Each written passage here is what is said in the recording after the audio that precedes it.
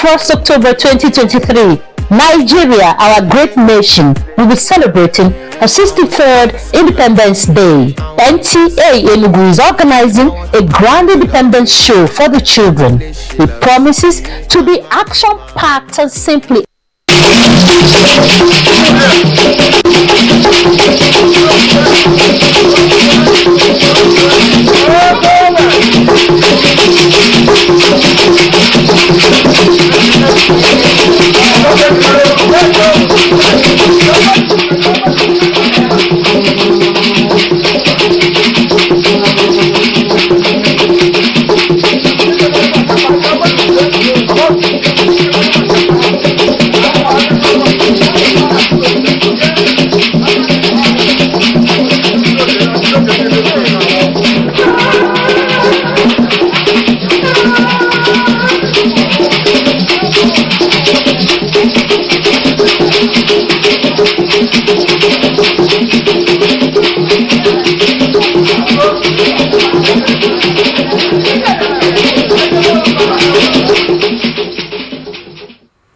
Back in the day, Igbo people worshipped a deity called Alose, and people who offended the gods of the land or deity were usually cast away to avoid incurring the wrath of the deity and avoid spreading the abomination among other people of the land. Those outcasts were then identified as Osu. Today, with the proliferation of churches in Nigeria, how effective is the ancient practice in Igbo land? Are there still consequences of marrying an Osu? What about the socio-political effects of Osu caste system in southeast Nigeria, even as human rights groups advocate abolition?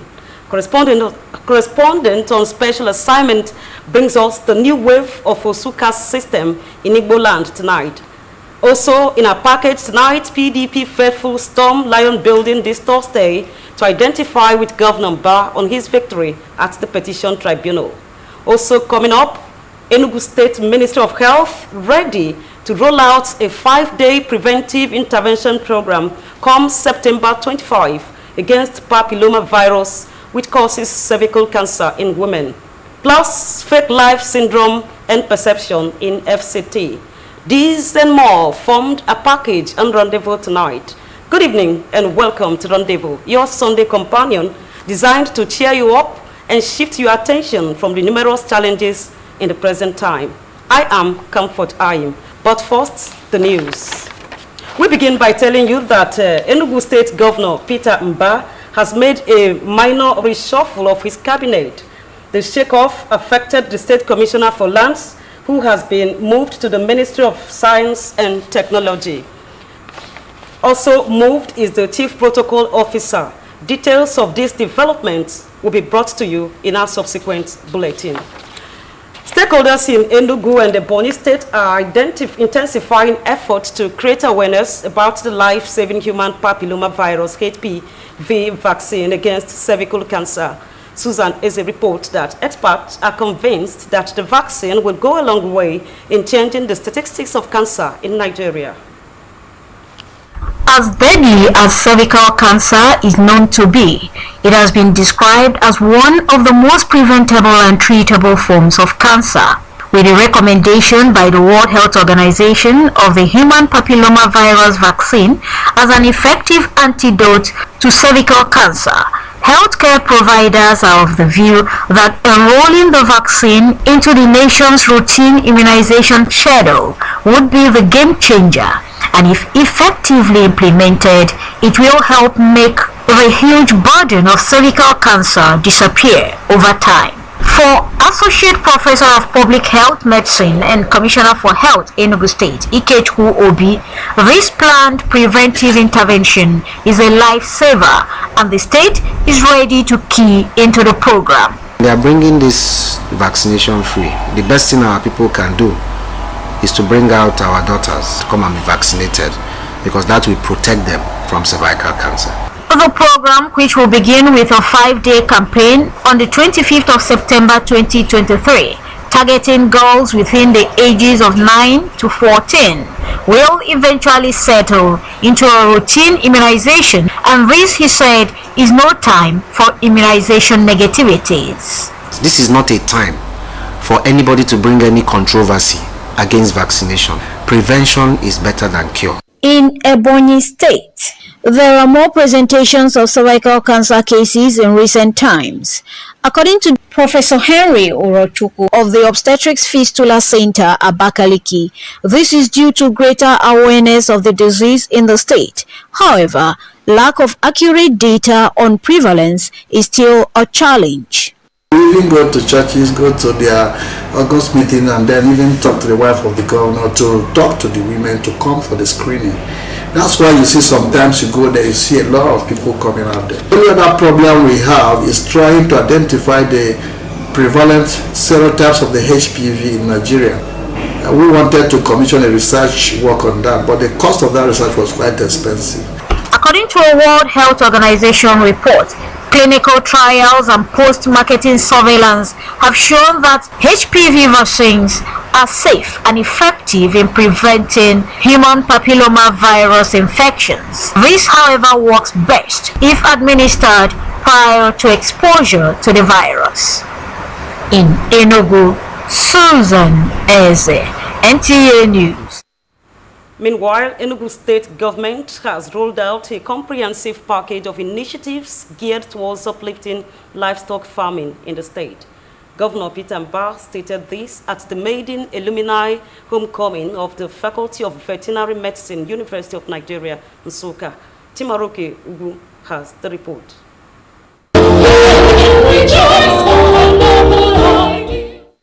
Governor Peter Mbah, while acknowledging the contributions of veterinary medicine to the development of the university, said his administration is making concerted efforts to add value to the field by fostering the growth of animal husbandry. By establishing these special agro-industrial processing zones, the government aims to unlock the immense potential of our poultry and livestock industry, attract investments and promote job creation. Both the Vice-Chancellor, University of Nigeria Nsukka, and the Dean, Faculty of Veterinary Medicine, described the alumni as a think tank for the upcoming students to achieve their goals in life. They say the Alumni Association of the faculty was formed by the old students to be at par with their peers globally in the areas of research as well as public health improvement. The Alumni Association all over the world are noted for their usual contributions towards the development of their various alma mater. Our records show that from the inception, the faculty has produced over 1,000 veterinarians. Among these are notable professionals, the great and highly celebrated academics, technocrats, and administrators. The guest lecturer on the inaugural lecture of Professor Ogbonnaya Ndwaka cited his contributions to the development of the profession in the areas of research on peste des petits ruminants, a disease of sheep and goats in Africa. The man is like you aspire, all right, and then you soar. But as you're soaring to the high levels, you must also notably make sure that you are noble your intentions, you're transparent, accountable, and you respect other people. Professor Siva Anika, an emeritus professor in the veterinary department, spoke on the roles of the alumni in the development of veterinary medical education. It is therefore necessary to look at additional or alternative funding possibilities, such as the Alumni Association, which is controlled mainly by alumni generosity. The event featured awards presentation and inauguration of the Faculty of Veterinary Medicine Alumni Association. In Enugu, Chimaroke Ugu, NTA News. Taking a break now, Rendezvous. When we return, do join us again. Take it from me, the mind-blowing way to do things is the Glow LTE advanced way. When you stream, it's like you're in the drama itself. When you make calls, you reach where others can't. Fluffy! Doing business is like running Wall Street from your street. And when you play, I did this to God. We'll see about that. It's like traveling the world without moving an inch. Is that Toby in your room? You can download in the blink of an eye in 4K.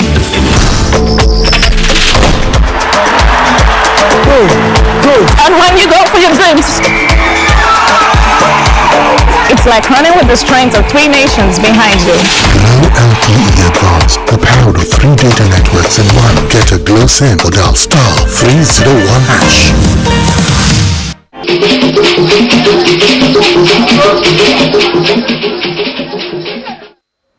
Glad to have you back on Rendezvous. The Enugu State Governorship Election Petition Tribunal has upheld the election of Peter Mba of People's Democratic Party as winner of the March 18 governorship election in the state. The 3-man panel, led by Justice Kutrak Akano, dismissed all grounds of the petitions brought before it by the Labour Party and its candidate Chijioke Doga, as well as Chris Agu of the People's Redemption Party. Susan Eze has the details of that report in case you missed out. Ruling on the charges against Peter Mba of the People's Democratic Party by Chijioke Edoga of the Labour Party, the Justice Akano-led panel dismissed all grounds of the petition. On the allegation of certificate forgery, the tribunal, while noting that NYSC is not a requirement for contesting for the office of the governor, admitted that certificate forgery is a criminal offense. It, however, ruled that the petitioners failed to provide valid proof of forgery. Meanwhile, the panel discountenanced all the evidences of the DSS and the NYSC on this matter. On the allegation of overvoting and non-compliance to the Electoral Act in the conduct of the election, the court resolved the issues against the petitioners, stating that evidences provided were inadmissible and that the cases lacked merit. The tribunal, in summary, held that the petitioners were unable to adduce acceptable evidence in proof of their claims. Therefore, the petition failed in its totality and was dismissed, and the election and return of Dr. Peter Ndubuisi as governor of Enugu State was reaffirmed by the tribunal. And you can see that INEC indeed conducted free and fair election. All these allegations that INEC is biased is founded nowhere. The petitioners, Labour Party and the People's Redemption Party reacted to the verdict. We told the court we respect the judgment, but we disagree with the entire reasoning in arriving at the judgments. And we want to exercise our constitutional rights by going on appeal. And we have applied to have a copy of the judgments, and the court has promised that it will release it today. Our lawyers are in court now, trying to process to get a copy of the judgments. I've rejected the judgment, and I can tell you that I will consult my lawyer, and we will take the next step. The truth must be seen and known in Enugu State. The tribunal had earlier dismissed all grounds of petition by Chris Ago of the People's Redemption Party, challenging the declaration and return of Peter Mba as governor of Enugu State by the Independent National Electoral Commission, INEC.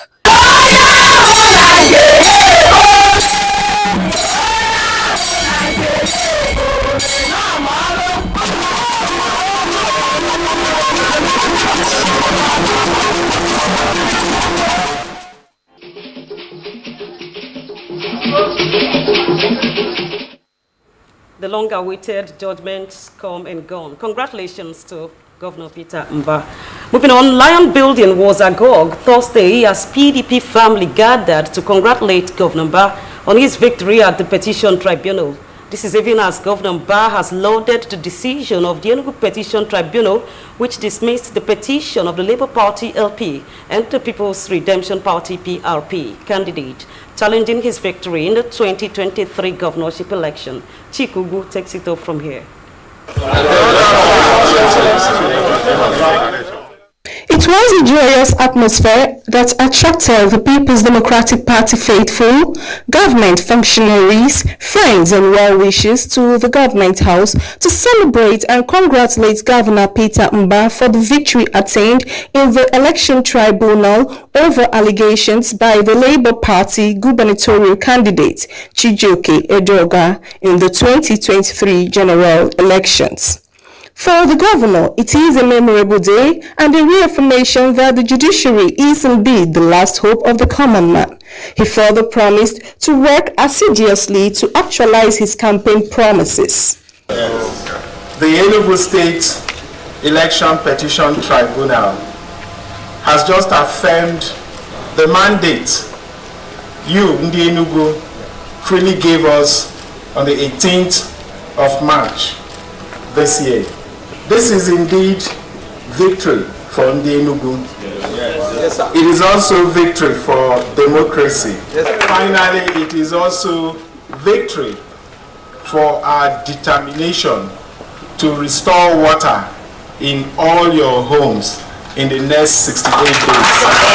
Governor Mba extended hands of fellowship to the opposition candidates and their party, attributing the task to build Enugu State as a collective one.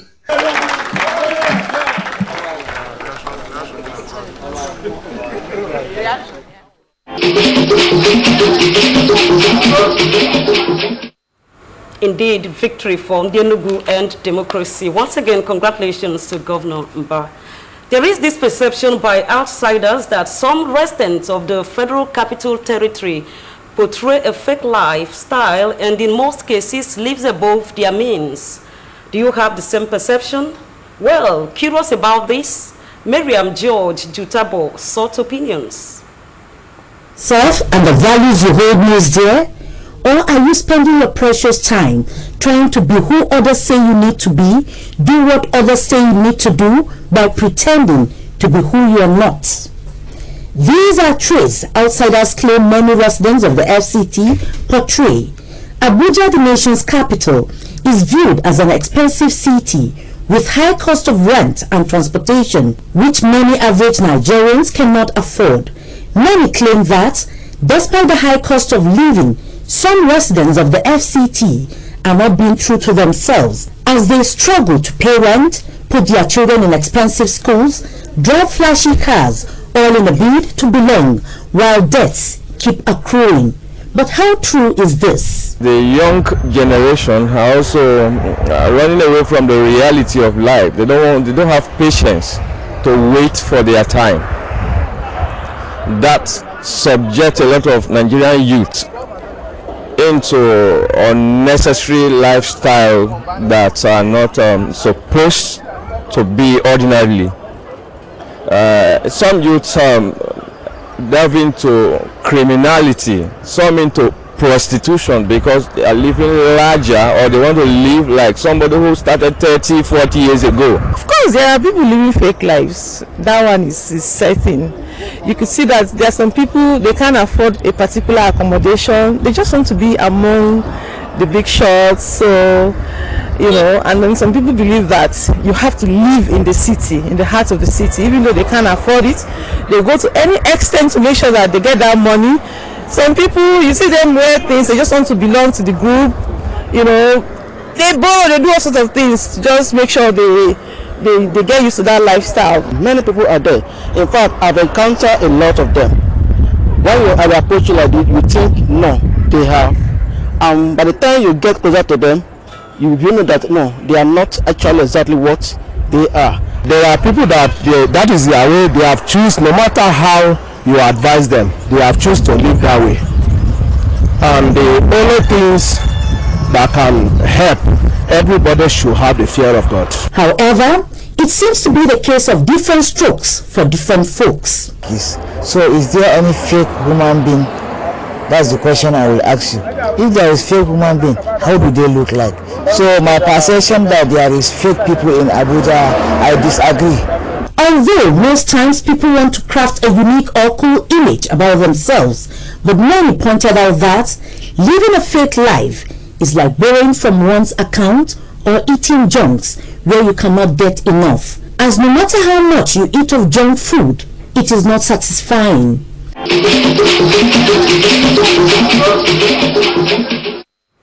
Imposter syndrome, one of the major challenges confronting us in our society today, all because of greed, and some call it packaging.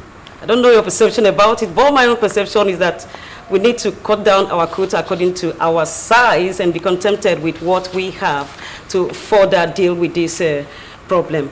Moving on, the maiden edition of Enugu State Executive Leadership Retreat has been flagged off with a charge on government functionaries to evolve strategies geared towards actualizing the government's vision of economic growth and poverty reduction. Chika Ugu reports. Dynamic business center. The landscape is further adorned with villas, townhouses, hotels, clubs, swimming pools, golf courses, water park, and serene ecological lakes. This is a new Enugu city, the premier destination for investment, living, and tourism.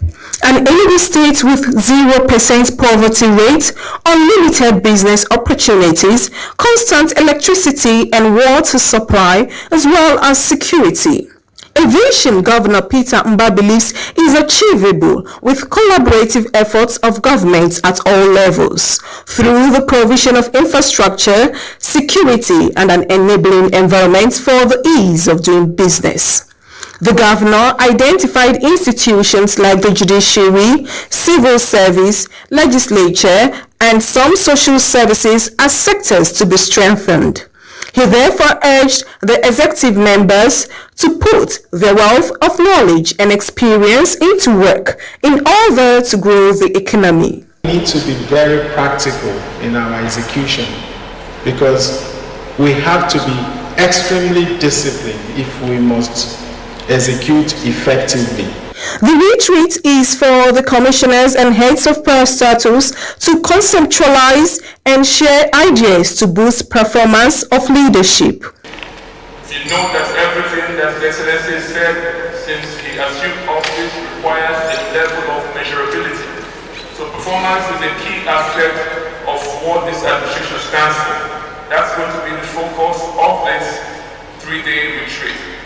The 3-day leadership retreat had as its theme strategic leadership for disruptive innovation and sustainable development. Central Vitality Bank emerges as the hub of comprehensive services for Enugu City. This dynamic zone encompasses government services, corporate headquarters, World Park, museum, commercial and entertainment spaces. We all hope and believe that this vision will come to reality someday. Moving on, how well do you remember an obnoxious practice in the Southeast? Talking about the one the missionary Mary Slessor stopped in Calabar back in the day. Let me save you the time and energy of trying to guess because there are quite a handful of them.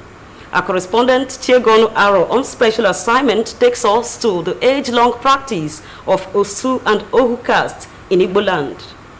Some communities before now were stigmatized due to an ancient practice of sacrificing men and women or even children to the gods. Some of them were war captives, while some others were held by oath which they took in time of need. Such communities or individuals were set aside and were not allowed to interact with other communities. However, with the intervention of Christianity and civilization, a whole lot of sensitization has been done to reduce this practice to its barest minimum. Well, the Osu caste system, people submitting themselves to the shrines and deities of the old because they needed to be protected in the society where they are either cheated, swallowed, or humiliated by those who had the authority. Some titled men in those years were so bad. Many of them were bullying others that had no money, and they took people's land from them.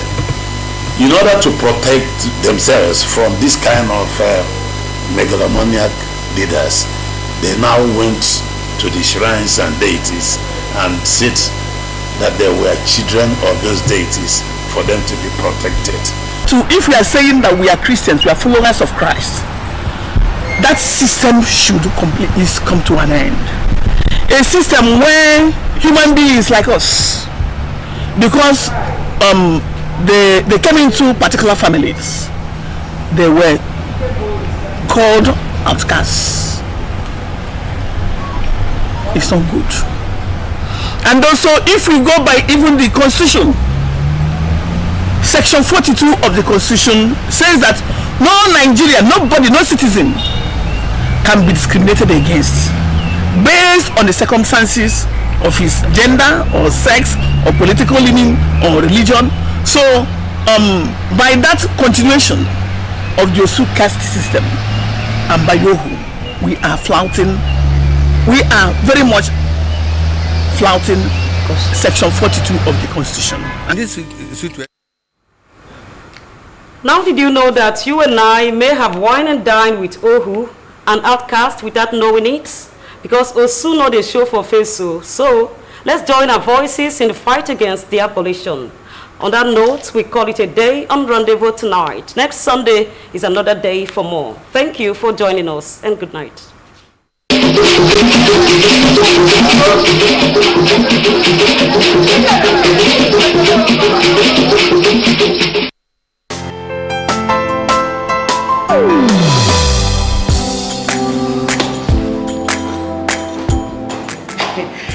Chief. Good morning, sir. You are here already? No, now my spirit is there. My body